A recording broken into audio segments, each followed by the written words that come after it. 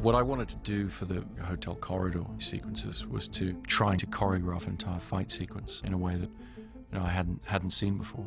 We really challenged the production to find ways to approach things like the distortion of gravity and what that might look like. The horizontal rotating corridor was an early concept that was in the script, which started off as like a 40-foot corridor and then stretched to a 60-foot corridor, and then Chris Nolan felt that he needed a 100-foot revolving corridor.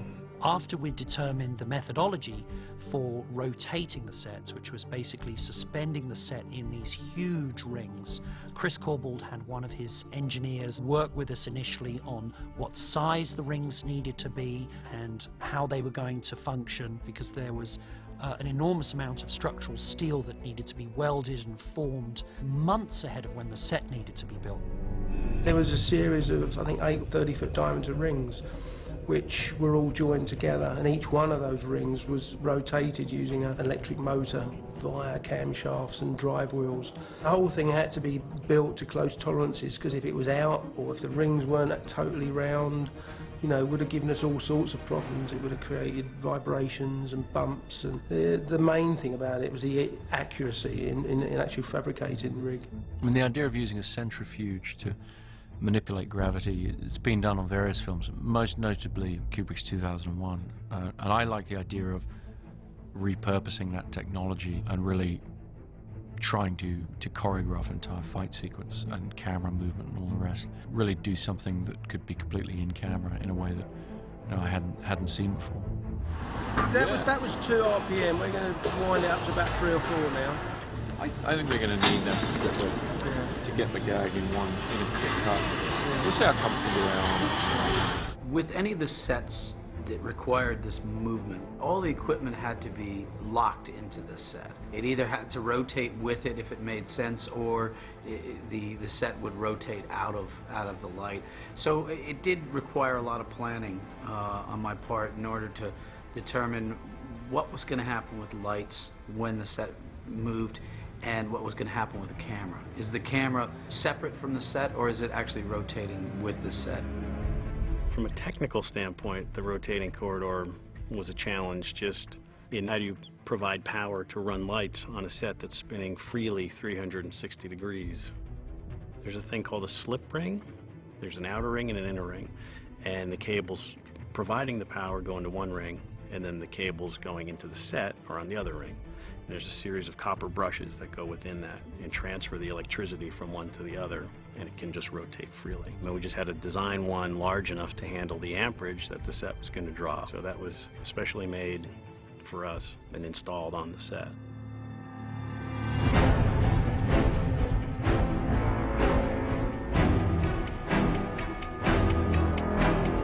Bring on the double. No! Extra double.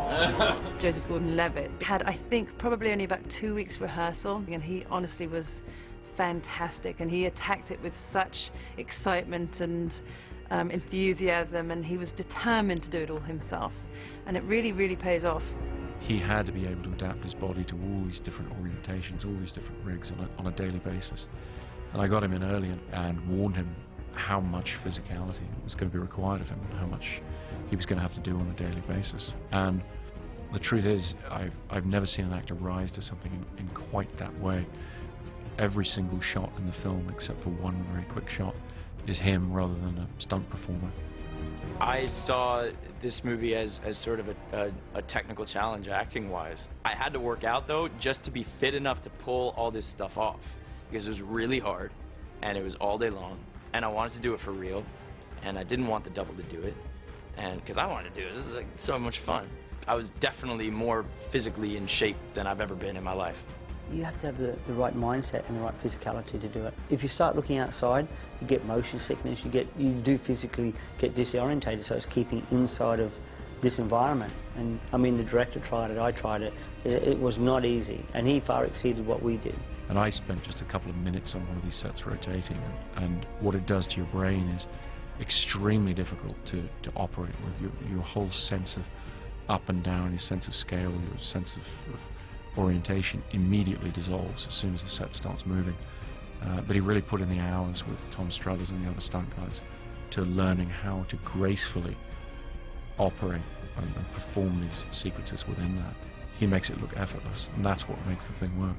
Different people had different reactions to whether or not they wanted to look outside the corridor or not. I had to not look outside while I was inside, because that would be disorienting. Even though it was a spectacular view, if I wanted to keep my balance, I had to just kind of keep my eyes inside the corridor and keep my eyes on what I was doing. As much as it looks like we're jumping on the ceiling and stuff, in order to actually get it done, I couldn't think of it that way. I had to think of it as, this is the ground.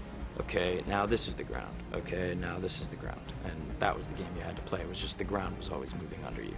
It's not what it looks like in the movie, but that's how I had to think of it in order to make it work.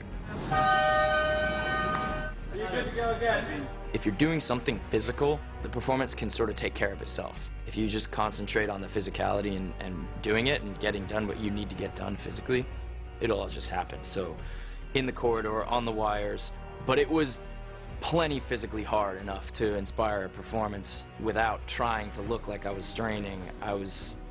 All I was doing was just trying to actually accomplish what needed to be accomplished for the shot, and I didn't have to worry about making myself look as if I was having a hard time. I was having a hard time.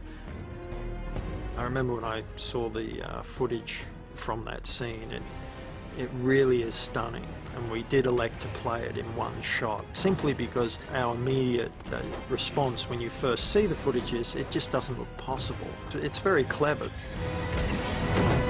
Once we fall into the hotel room, the game is very different than when we were in the corridor. It was easier, but it was more dangerous, because if you mess up and get behind the rotation, you can fall and really hurt yourself. Whereas in the corridor, you're only falling 8 feet or something and have pads, so it didn't feel great, but it's not a big deal. When you fall 20 or 30 feet, that's bad. So we had to take more care and to not make any mistakes in the hotel room. We designed to rotate at 6 revs per minute. And we got the stunt people in there because of it had a one long side and one short side. It quickly became apparent that they couldn't get across the long side, as it were, at 6 RPM. They were really struggling, so we had to gear it down. In actual fact, when we do that shot, we speed up and slow down the revolution wherever they are on the rig. So if they were going along the long side, we slow it down, and then when they go across the short side, we speed it up. So that was interesting. You know, it's a whole testing process, really. And now!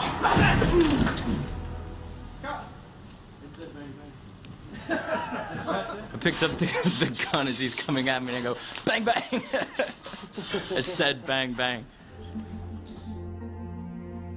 What I wanted to do for the zero gravity sequences was to take an ordinary environment and achieve this very incongruous zero gravity effect. We did it through a number of different rigs, and in the final edit, what you see is shot to shot to shot. It tends to be a different orientation, a completely different rig in each shot, and I think that, more than anything else, really stops the audience seeing the trick of how these things are done. The vertical corridor is supposed to be the same location as the horizontal corridor, and it's an identical set. The difference is that it has been built vertically, so it's standing on its end. And this means we can drop actors and stunt performers on wires down into the set, and the camera looks up at them. And they can then be raised or lowered, they can swing around inside the set, and it looks like they're floating in zero gravity. In real zero G, and I've actually spoken to people that have been in real zero G, and what they told me is they've never felt so relaxed in their life. What I did is the exact opposite of that. In order to make it look like that was the case, I actually had to keep every muscle tight because I was supporting myself. And that is where the acting came in. I had to, then make it look as if I wasn't tensing my muscles.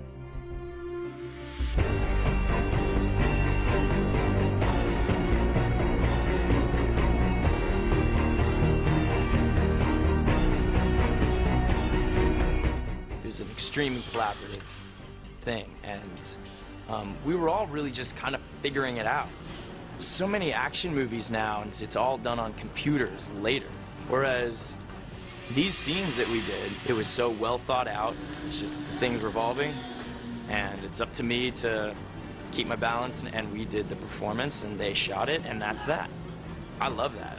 There's no substitute for real human energy performance. That was the most fun. It was the most challenging and the most fun.